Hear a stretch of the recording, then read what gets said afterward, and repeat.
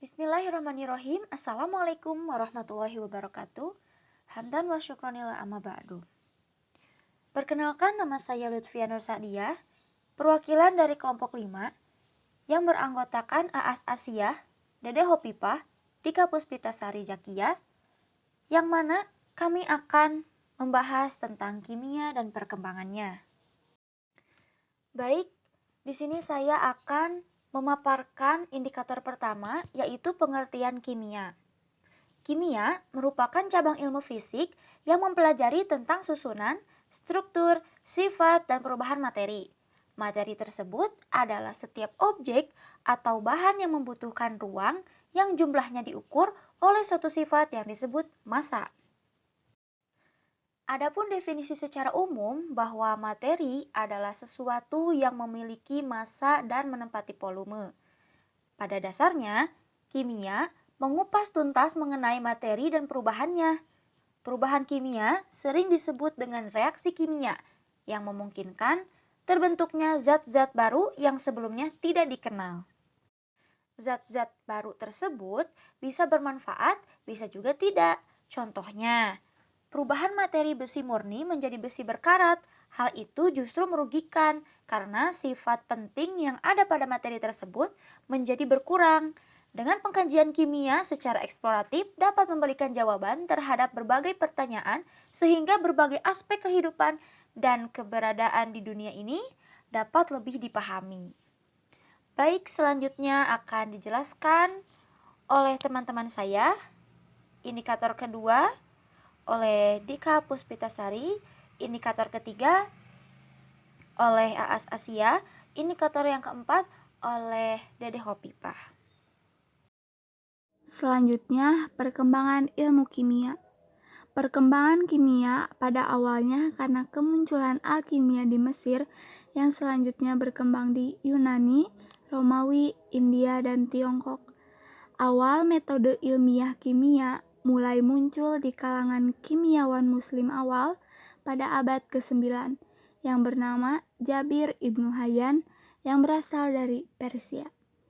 Di Eropa, beliau dikenal sebagai Geber yang dianggap sebagai bapak ilmu kimia karena beliau memperkenalkan pendekatan sistematis terhadap penelitian ilmiah yang berbasis laboratorium atau penelitian meletakkan dasar-dasar kimia. Pada abad ke-18, alkimia mulai memudar seiring berkembangnya kimia modern. Kimiawan modern pertama dari Irlandia adalah Robert Boyle.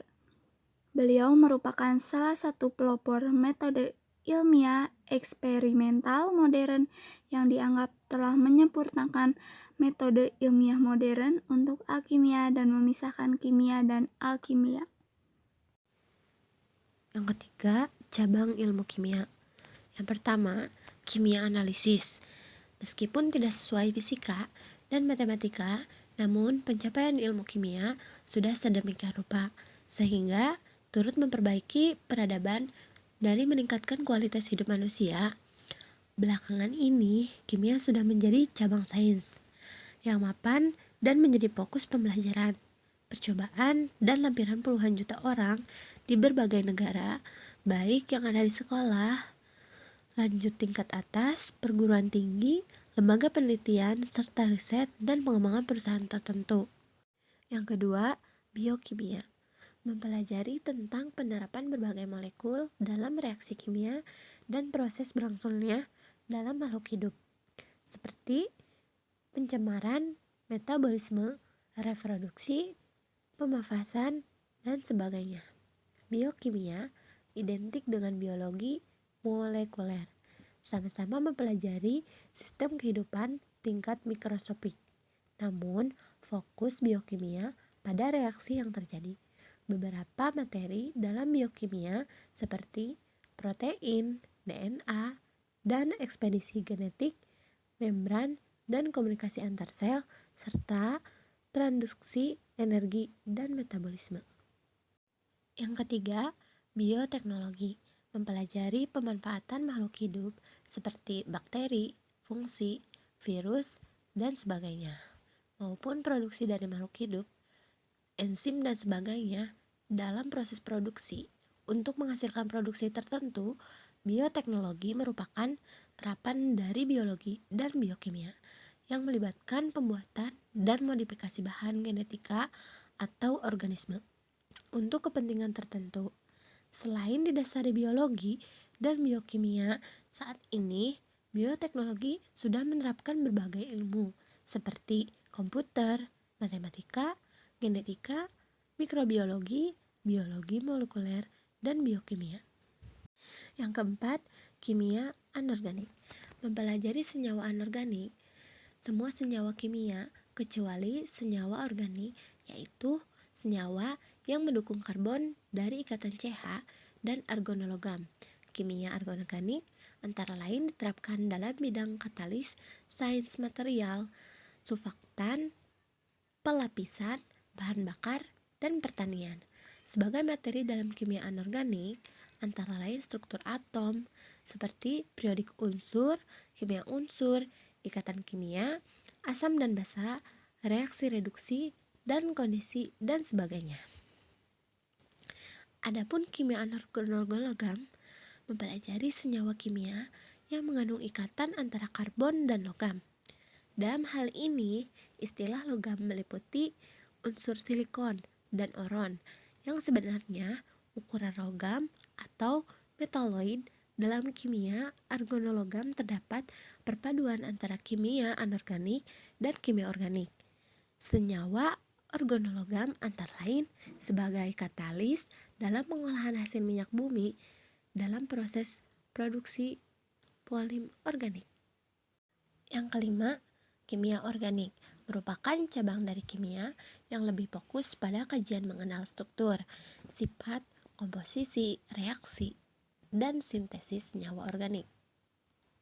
Dalam hal ini, senyawa organik tersusun oleh unsur utama berupa karbon dan hidrogen, namun dapat mengandung unsur-unsur utama berupa karbon dan hidrogen, namun dapat mengandung unsur-unsur seperti nitrogen, oksigen, fosfor, halogen, dan belerang.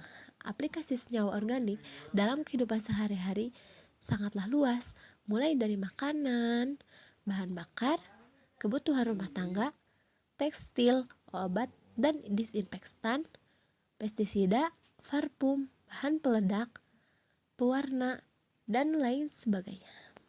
Oke, selanjutnya perkembangan kimia dan industri.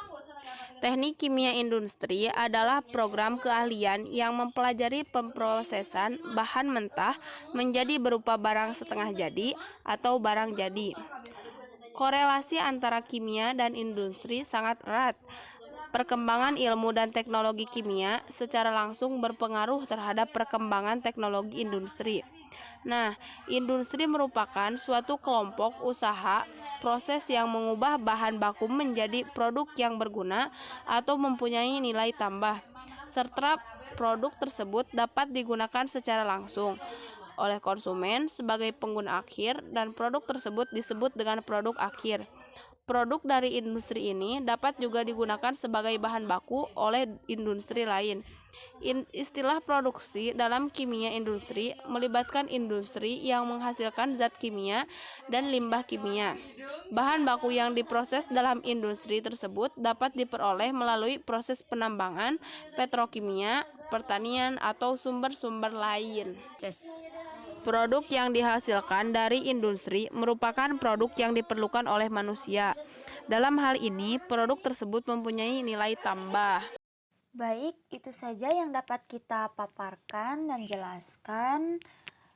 Selebihnya mungkin teman-teman dapat menambahkan, karena kami merasa belum sempurna dalam pengerjaan PowerPoint ini.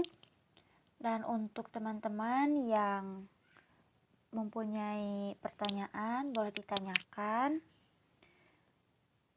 Dan terima kasih telah mendengarkan, telah menyimak. Assalamualaikum warahmatullahi wabarakatuh.